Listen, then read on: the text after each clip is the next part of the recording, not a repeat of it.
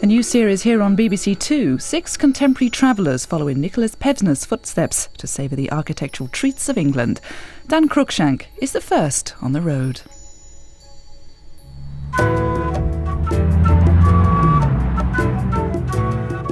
Between 1949 and 1974, Professor Nicholas Pevsner, a German émigré art historian, toured the counties of England, compiling a 46-volume guide to every building he thought was of interest, from Stonehenge to Centre Point. What's happened to that tower?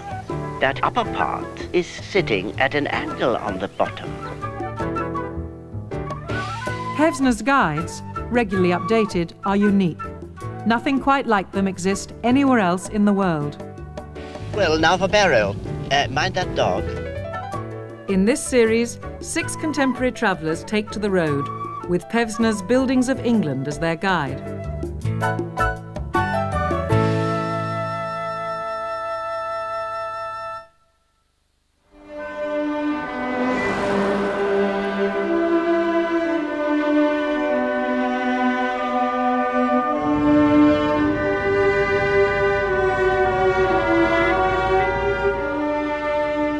Norfolk is an exposed county, but it is also a curiously secluded one, with many stretches and patches so remote and unvisited that one cannot believe one is only 100 miles from London. With the Wash and the Fens on one side and the North Sea on the other too, Norfolk seems only just able to keep above water. And there can be very little difference between the exposed surface of the county and the invisible sea floor beyond its coasts.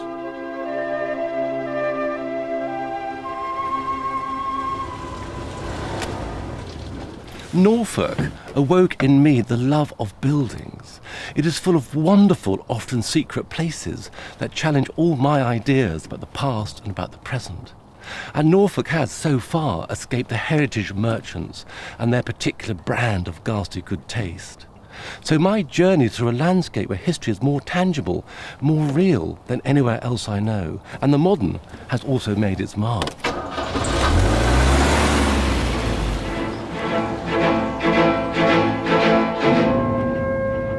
Here there exists a more dramatic relationship between architecture and landscape than anywhere else in England. As though God created Norfolk as a fine blank canvas on which man could make his own mark, unrivaled by natural obstacles. The approach to Holkham Hall is a rare and sublime experience. Here man makes his monumental mark, 2 miles slashed across the Norfolk canvas. At its focus sits one of the most extraordinary 18th century houses in England. Nicholas Pevsner considered it more of a palace than a house. Holkham Hall, seat of the Earls of Leicester. The foundation stone was laid in 1734. In plan, Holkham is a centre block connected by straight links to 4 oblong wings. The style is Palladian, rusticated basement with small windows, a superb piano nobile, first floor, 4 square angle turrets or eminences, each with 1 small window and a pyramid roof. A portico of 6 Corinthian columns carrying a pediment. The designers of Holkham, Lord Burlington and William Kent, were firm believers in the theories of the late 16th century Italian architect Andrea Palladio. Now, Palladio had argued that the ancient Greeks, through a process of trial and error, through observation of nature, had found the key to beauty. In other words, they knew how God made things beautiful. Burlington and Kent wanted to apply those laws here in Norfolk.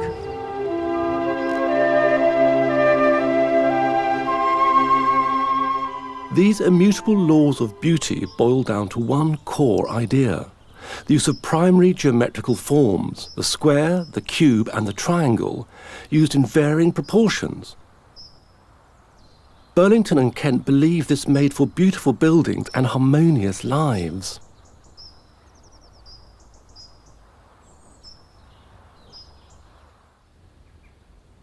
The austerity of the exterior is not continued inside. This type of plated architecture is meant to reflect the character of the Englishman, grave, extremely proper without, full of passion, even licentious within.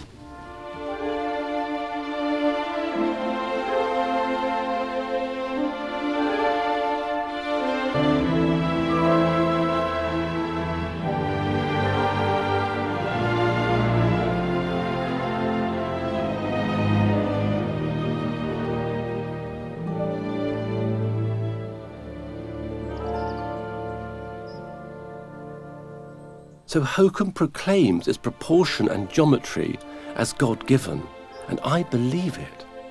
But in Norfolk it wasn't altogether new. All over the county there is elemental geometry, as though across the centuries the landscape has demanded of man this response.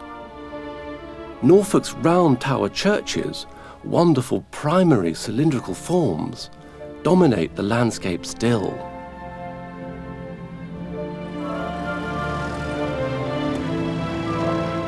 St. Margaret Hales, a perfectly preserved Norman village church, round tower. An exceptionally fine north doorway, crisply carved and full of ornamental invention. The precise origin of the round tower church is a mystery. Why should so many be in Norfolk, 134 in all, and just a handful in the rest of England? Pevsner believes the fashion came from Italy and Germany in the 9th and 10th centuries. And indeed, for most of its history, Norfolk has felt closer to the continent than London. Cut off by perilous forests and tracts of fenland, it was remote, even alien to the rest of England.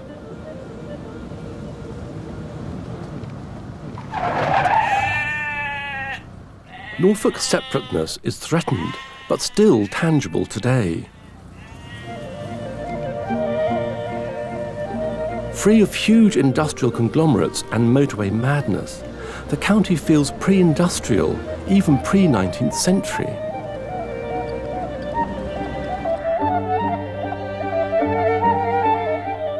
St. Mary, Borough St. Peter, West Tower, telescoping brick boxes with pointed windows, probably early 16th century.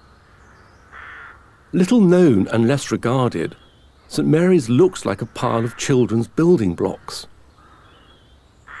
I love this elemental geometry.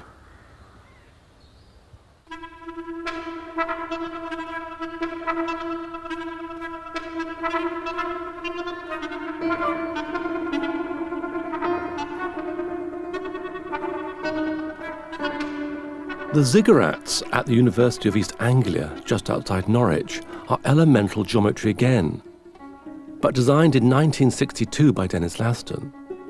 They were completed too late to be in Pevsner's own Norfolk volume, but how he would have loved them. At the very time these Norfolk volumes were being written in the early 1960s, at the very time all this, the University of East Anglia, was on the drawing board, British architecture was undergoing a dramatic change. Now, Pevsner was in the camp of the modernists.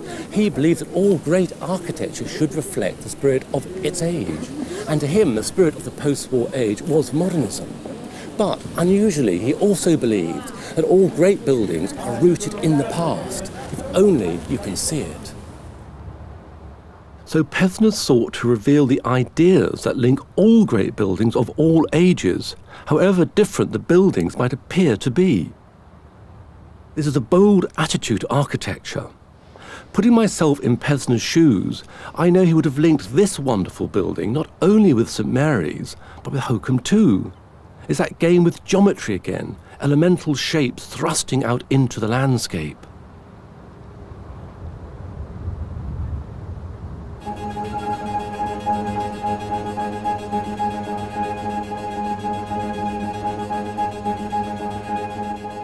Of course, there are other things going on here as well.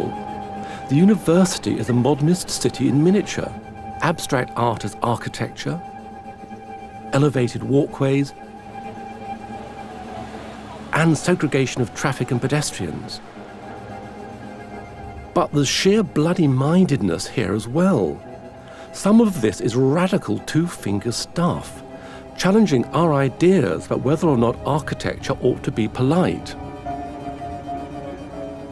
Of course, it isn't just modern buildings that assault the senses. Old buildings constantly shock me. Look at Wyndham Abbey. It sits in the landscape more like an industrial building than a church. In scale, form, even sometimes lack of ornament, old buildings can be rude and shocking. Or they would be if only we could see them as they are, our eyes unshuttered by sentimentality. What could be more cosy than a Georgian vicarage? But this one at Saxlingham, Nethergate, by Sir John Soane, built in 1784, is classical architecture stripped bare of ornament and designed with an arrogant will to dominate the landscape. Austere and radical, even now it sits utterly alien in its amiable rustic context.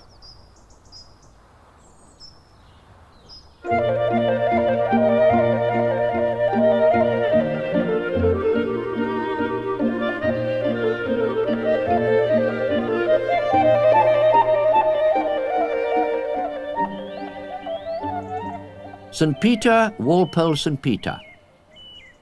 One of the most impressive churches of its date in the county, circa 1350 to 1400. Battlements, all decorated with small-scale motifs, especially panelling. Rude stair turrets with spirelets. The turrets have tiny windows, and that on the north side is externally supported by a little man. St. Peter may not look like a shocking building, but it certainly is. The medieval parishioners here wanted to parade their wealth and superiority, so the stone is not local, but expensively imported from Rutland, and the construction was utterly modern.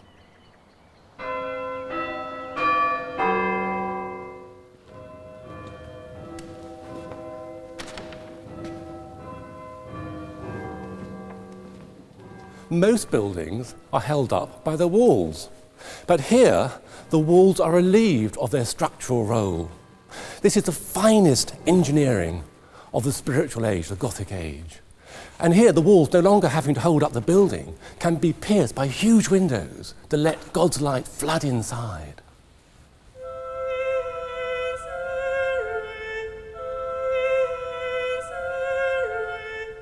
The weight of the nave roof is transferred along the aisle roofs to external buttresses between the windows.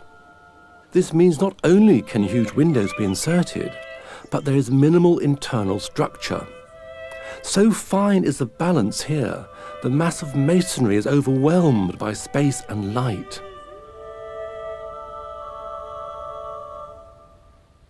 I love the richness and complexity of this interior. It's certainly far removed from the sort of bleak, sterile box with fitted carpets to which so many trendy vicars and their congregations now aspire. All this furnishing from the 15th, 16th, 17th, even 18th centuries tells us so much about the way the parish church was used, was occupied in the past. Here, ordinary worldly needs are as important as the spiritual.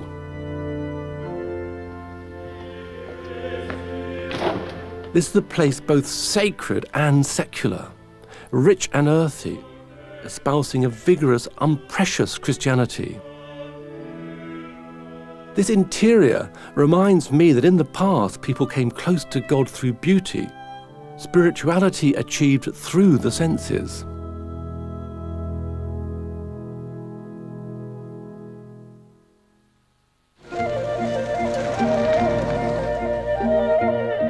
One of the things I love about Norfolk is that even today so many corners have yet to be explored. Not many counties have so much still hidden, allowing me the rare and delicious pleasure of genuine discovery. There are many fine Elizabethan houses in the county, but none has kept its secrets like Old Hall, South Birmingham. Old Hall, South Birmingham. The house has a fine Elizabethan porch, red brick, 3 stories in height, and with polygonal angle shafts with round decorated brick finials.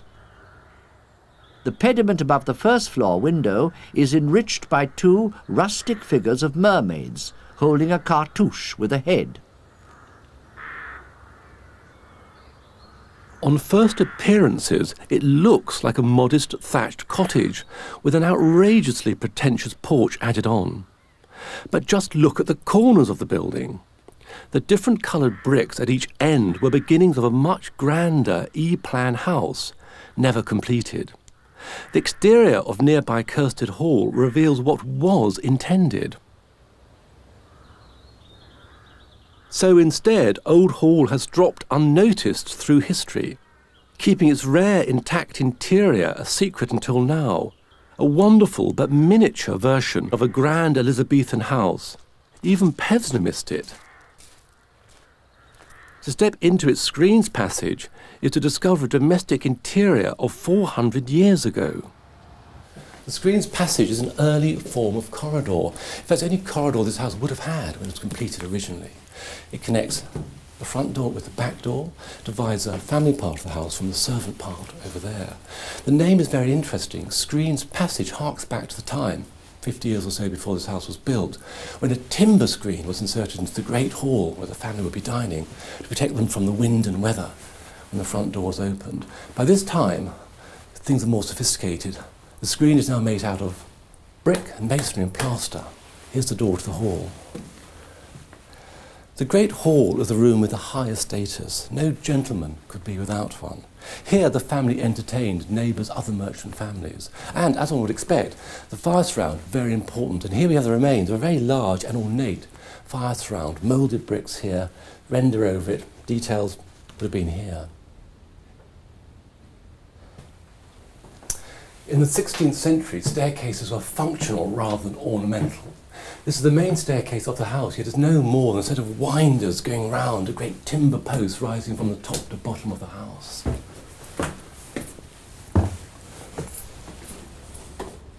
Up on the first floor is the great chamber, the focus of family life in the house, the family sitting room. Once again, a wonderful fire surround, not as big as the one below in the great hall, but nevertheless spectacular. Flattened Tudor arch, wonderful carved spandrels here, and, most incredible of all, original paint. But at the top of the house, above me, is a spectacular room, forgotten since the early 17th century, and now in a desperate state.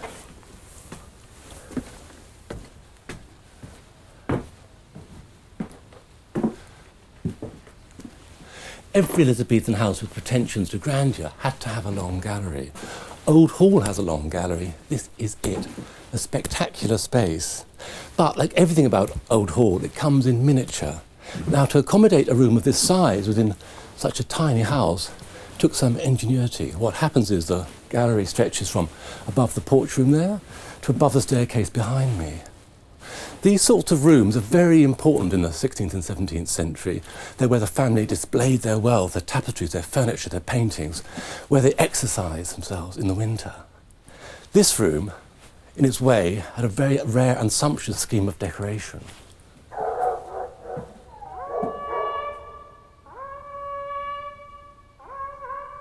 Such a fine wall painting in a house is a very rare survival. This great hunting scene was probably inspired by Flemish tapestries. No one dreamt it was here. I screamed, and I'd taken away a piece of plaster, and there was this claw, very clearly defined and drawn. We thought it was probably a unicorn or lion at the time. And as we slowly took away the lime wash, went up the leg, it was just so exciting. We kept going all afternoon, all evening, didn't we? Yes, we did. It was the day that Yeltsin stood on the tanks. That's true. The obvious question now is, can the room be saved? Obviously, it's in a desperate state, really. What did they say, Mark? How much could be recovered They from that? reckon that 70 to 80% is recoverable. Yet its perilous state is part of its magic now, isn't it? The fact that it's about to collapse. And of course, as soon as they've uncovered it, in a sense, there's the problem of light destroying it. In a way, the lime wash has preserved it. Once you take the lime wash away, how long will they last? Nobody quite knows the answer to that.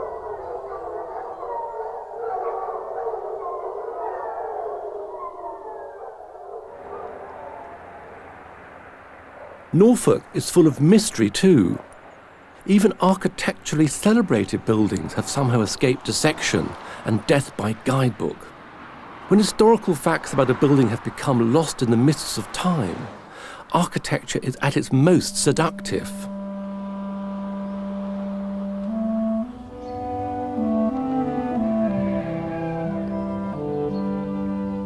Great Cressingham Priory, a sumptuous brick house circa 1545. Polygonal turrets. A frieze of intersected arches upside down with big leaves, and above this the whole upper floor and the turrets are faced with terracotta panelling. In the panels, small emblems repeating a hand holding a hawk and a wreath with a monogram. Mr. Paget Baggs tells me the monogram is that of John Jenny, who did not come into the property until 1542.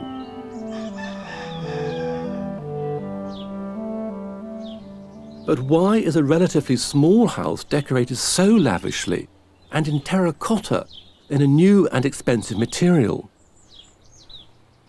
Even the name Great Cressingham Priory is misleading, since it never was a priory. And Pevsner's assertion that the house was built in the 1540s is by no means the end of the story. This building is an architectural whodunit. I must turn house detective.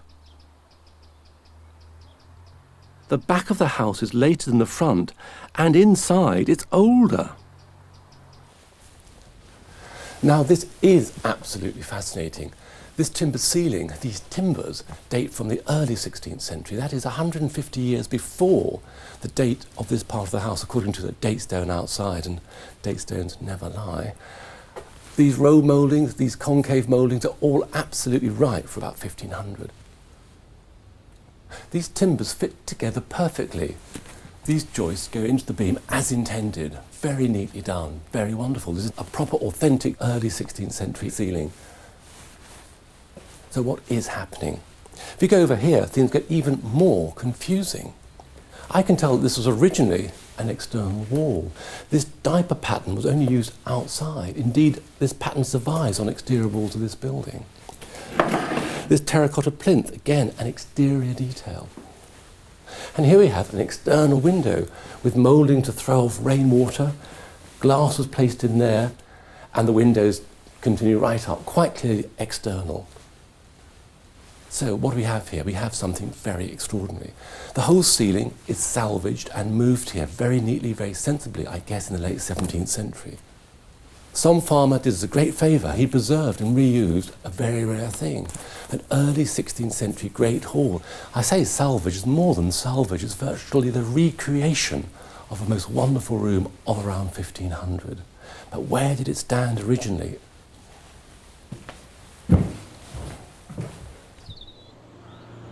And this is it. This is where the Great Hall stood originally, just 25 yards away from its present location, where it was moved in the 17th century by that very decent farmer. How do I know? Well, its foundations are beneath my feet, below me, behind me. And what looks like a pond is in fact the moat, the ancient moat, that surrounds the site, much larger than that occupied by the existing house. The Great Hall itself is now nothing more than a lawn. So now we know. Originally the house was much bigger, and so the sumptuous decoration on the surviving frontage is less surprising. But no one dreamt till now the magnificent decoration might have been even richer. The vital clues have just resurfaced.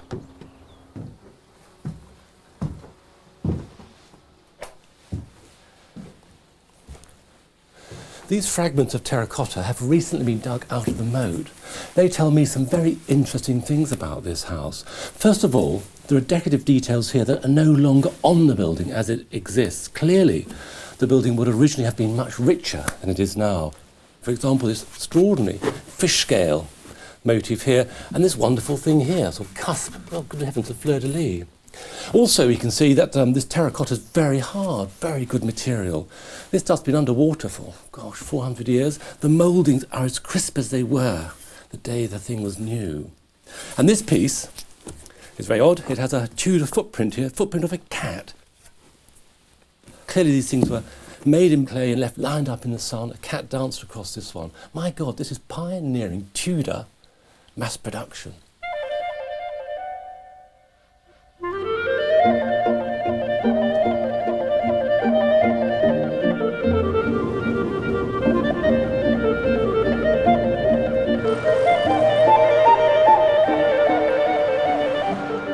King's Lynn is a delightful little town. The walls remain in various places, including the South Gate. Defoe attributes to it more gentry and gaiety than to Norwich and Yarmouth. It was one of England's busiest ports, serving the Ouse and its tributaries and exporting wool and cloth. The scale of the streets is intimate, and very little has been disturbed by later interference. How right Pevsner is. To me, this is the most exciting street in Britain, and thankfully untarted up with heritage trappings. It offers a rare vision of the 18th century city. Standing at its heart, one looks out into the green fields beyond, before the suburbs came.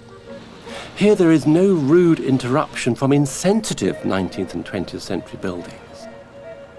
Instead, a glorious mix of dates, styles, materials and uses. This really is one of the most exciting urban experiences, far better even than Bath, in comparison the simple repetition of one idea. The mix here is also of incredible quality. At times, it's as though I'm travelling down a street in Florence, surrounded by merchant palaces. Clifton House, built 1708, but the facade hides older parts.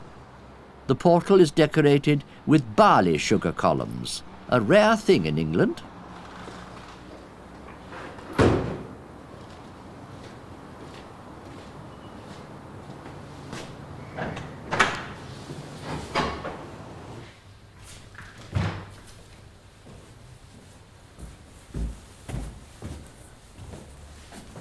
The scale and quality of this wonderful staircase reveals just how wealthy and cultured King's Lynn merchants were in the early 18th century. The craftsmanship is outstanding. It's amazing to see something of this quality in a provincial merchant town. A staircase like this wouldn't disgrace a London mansion of 1708. Above the elegant staircase, the faces of early 18th century traders stare down. The people who lived and worked here, warts and all. Refinement and commerce made a natural marriage in 18th century King's Lynn. Behind the front of the house and attached to it stands a huge tower. Built in the 1580s, it rises 6 floors.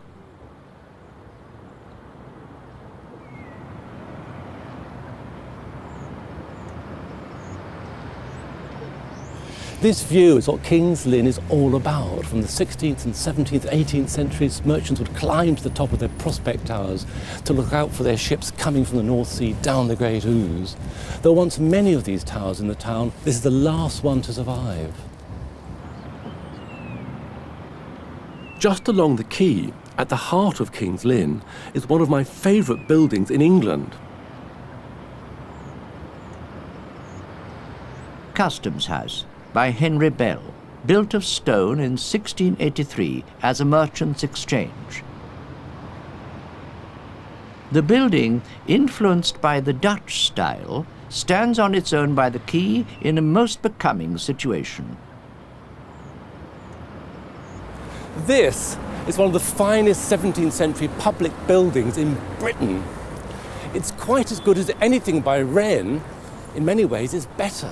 Look at the wonderful clarity of its composition. I love the tiers of pilasters and the razor-like sharpness of the detail. Absolutely fantastic. This building, devoted to trade, has all the finesse of a cathedral.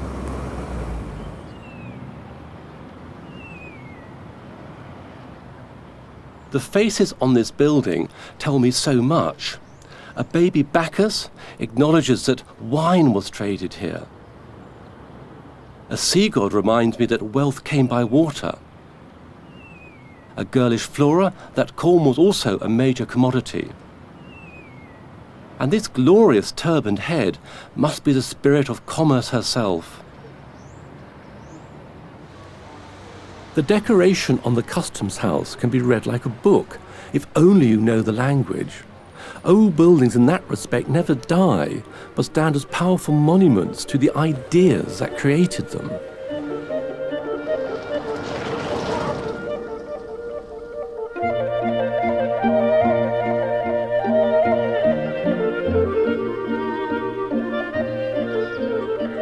The Hare Chapel, Stow Bardolph, 1624, of brick.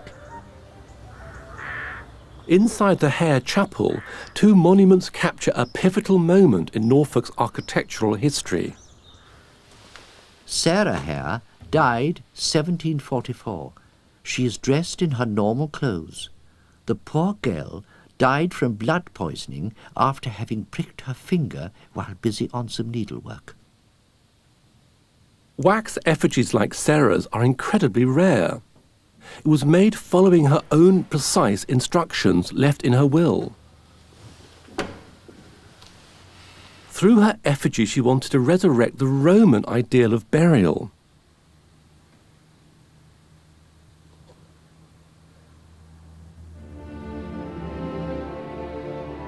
Her father, Sir Thomas, though more tentative, also embraces a new fashion.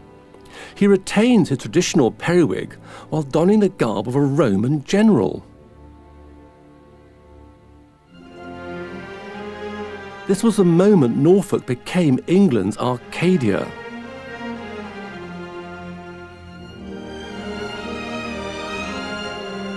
Rainham Hall is the paramount house of its date in Norfolk, 1622.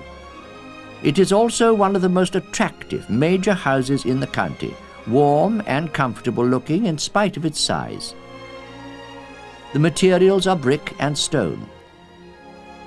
The two wings, hardly projecting at all, have Dutch gables, a new thing then, a classical portico crowned by a pediment. The oval cartouche in the centre is an accomplished piece that could almost surround the bust on a funeral monument in Rome. Rainham Hall is one of Norfolk's secret places, rarely seen and never open to the general public. Its magnificent interior is Roman, or at least an 18th century architect's interpretation of the Roman. The design is attributed to William Kent, who worked at Holkham. He was one of the most celebrated architects of his day. But I'm always on the lookout for the architectural underdog. I believe the interior at Rainham is the work of Thomas Ripley, an unsung Norfolk genius. This is the most astonishing room, the dining room. Here we have external architecture brought inside. This is a Roman triumphal arch, modelled on the arch of Septimus Severus in Rome.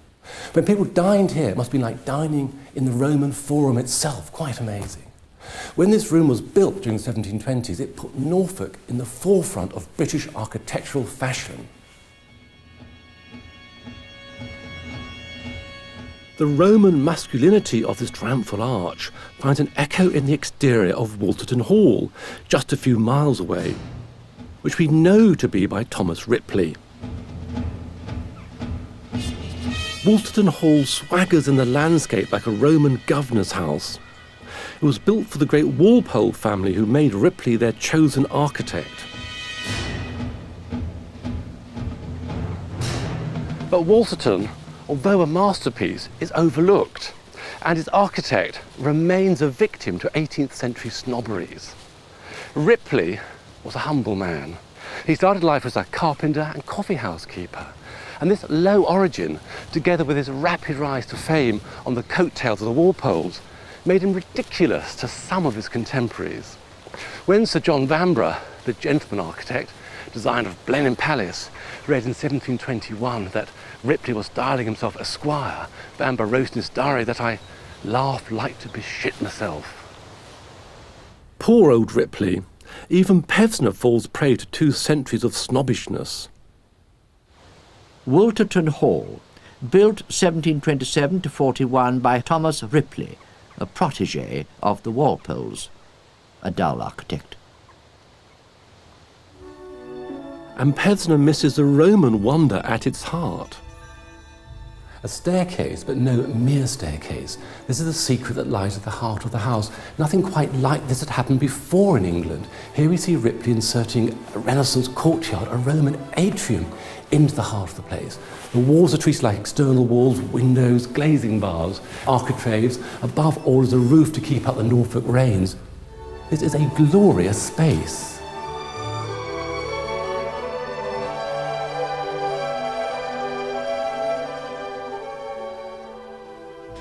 Even today, the Walpoles feel protective of their slighted family architect. I think the top of the staircase at Wolsterton is something which is so underrated, it just isn't true. We've got to go back to first principles and look at the facts. If you can produce archives that show that he did actually do a job, then it should be attributed to him rather than to someone else. It is terribly fashionable to find a suitable architect to have done a suitable job and then ascribe him to it.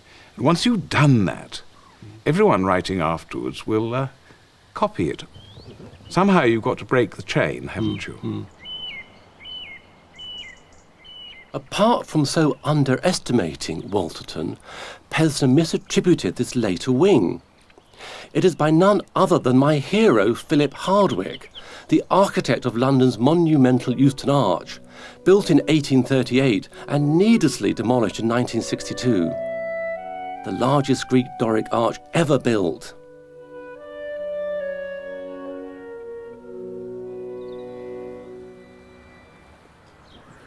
This, alas, is not the Euston Arch. That is yet to be rebuilt. But this is another Doric masterpiece. This is Leatheringset Hall, once a home to the cousins Hardy family, and now an O'People's home. Now, Pevsner found this building even more confusing than Wolsterton, and Pevsner didn't like to be confused. He liked his history to be orderly. Leatheringset Hall. The portico is something of a mystery. It has 5 giant Greek Doric columns. 5 and not 4 or 6 is a blatant solecism. Mr. B. Cousins Hardy insists on a date of circa 1770. A date of 1832 would be infinitely more probable. Because it was designed by an unknown amateur, Pevsner refused to take Leatheringset seriously. I think he rather misses the point. This building has an astonishing vigour because it's so inventive. To me, the excitement of architecture is precisely here, in buildings like this that crop up ahead of their time, unexpected and difficult to explain.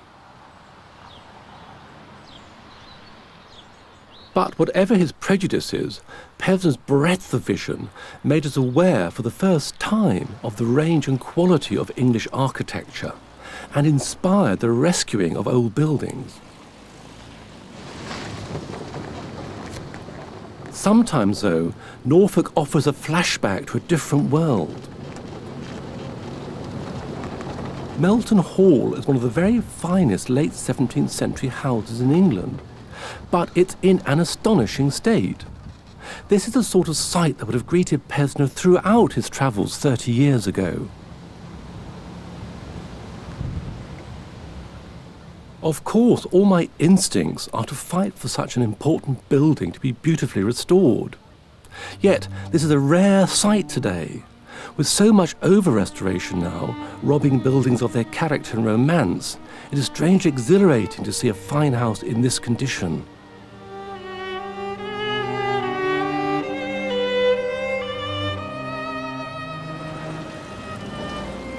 St Mary, Fulmertston, disused and roofless. West tower with white tracery in the bell openings and specially pretty sound holes with cusping and other decoration.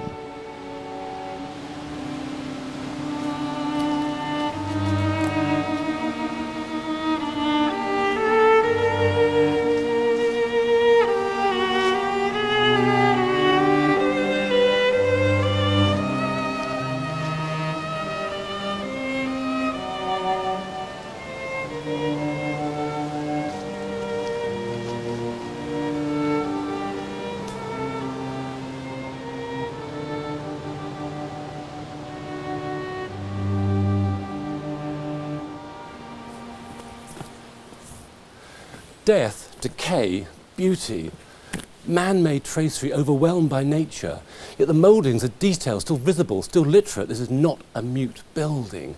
This is just the sort of sight that would have inspired painters and poets in the early 19th century. It's incredible today to see a medieval building of such quality in such a collapsing, ruinous state.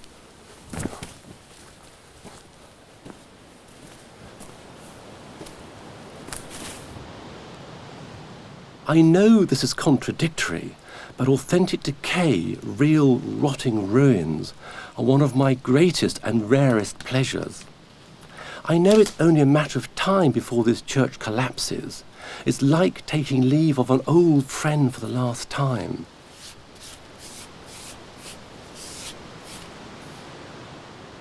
This medieval building is abandoned to its fate.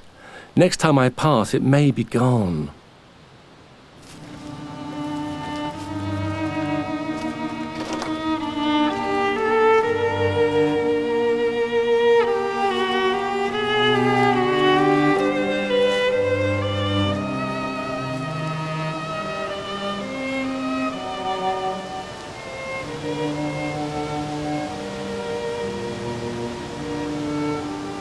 Norfolk challenges my ideas about which buildings should be protected.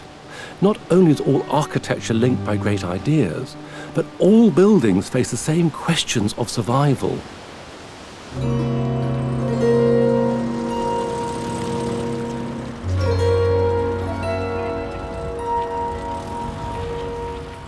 Hunstanton School, built 1950 to 53.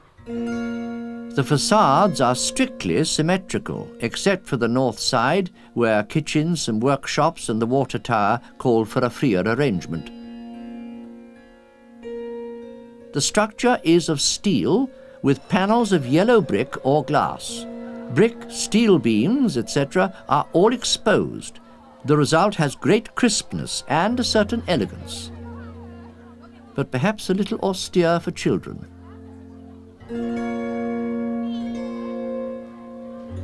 Despite his prescient note of caution, Pevsner liked Hunstanton. This school is now listed, and rightly so. Its bold ideas make it an historic piece of architecture. It's easy to knock this building, most people do, but its radical pioneering architecture is absolutely in the spirit of Norfolk. The way the geometry is so clear and crisp, that reminds me of Hokum. Light flooding inside through all this glass. It's like Walpole St Peter, like the great perpendicular churches of the county. The point is, though, is it's the moment when architecture went in the right or the wrong direction. You've got to bear in mind, this building was designed in the late 1940s, absolutely pioneering stuff.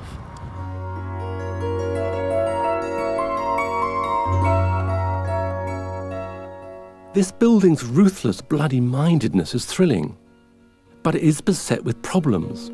Ceilings of naked steel girders and the open staircases have had to be cased in to limit noise. So, on its own functional terms, it has proved dysfunctional. As a moment in architecture, I respect its ideals of hope and optimism. As to the generation of architects who followed, they failed to build on its promise.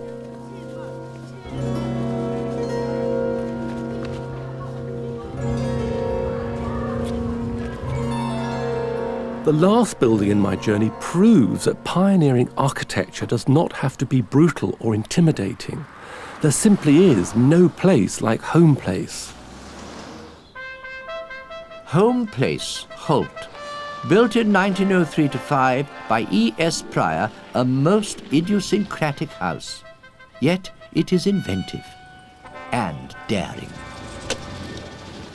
This is a madhouse, mad Edwardian architecture. It really knocks Lutyens off his perch. Isn't the mix of materials and details absolutely fantastic? This is an attempt to find a new architectural language. You'd never dream, would you, that this building is made out of concrete?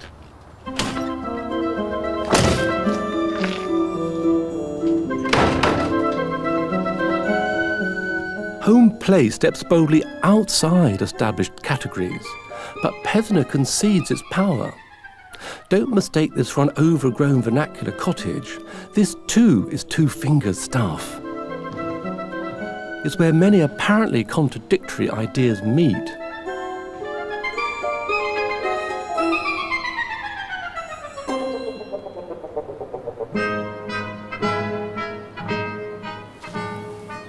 Pryor had a love for simple geometrical forms, which he used with wit. Here we see the buildings clad with local materials.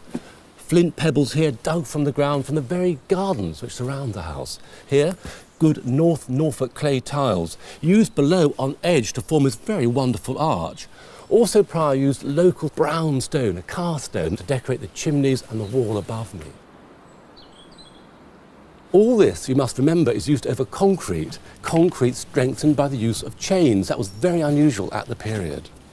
The building is tied into its setting by these long walls, and the size of the walls is emphasised by these bands of tiles. They work in perspective. Good lime mortar here too.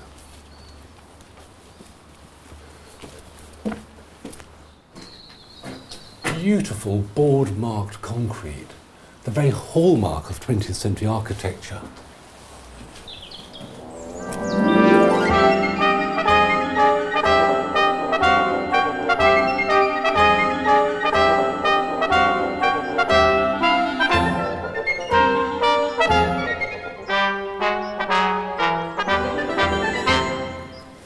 Occasionally a building has the power to pull you up short.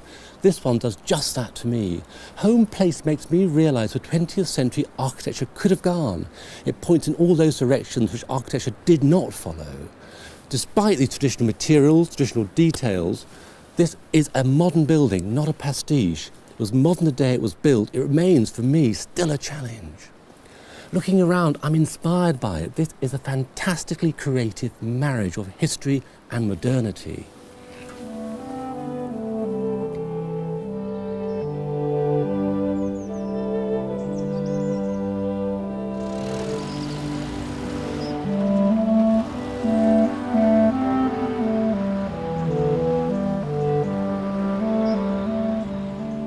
This landscape is England's finest canvas for man's architectural genius. Here the big ideas that link buildings across the ages are revealed with dramatic clarity. I shall never stop exploring Norfolk.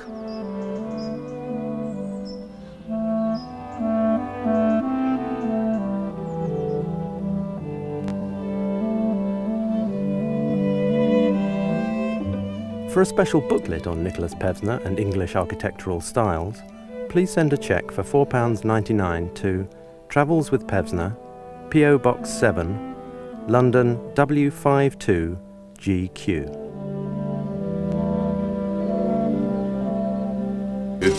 There is nothing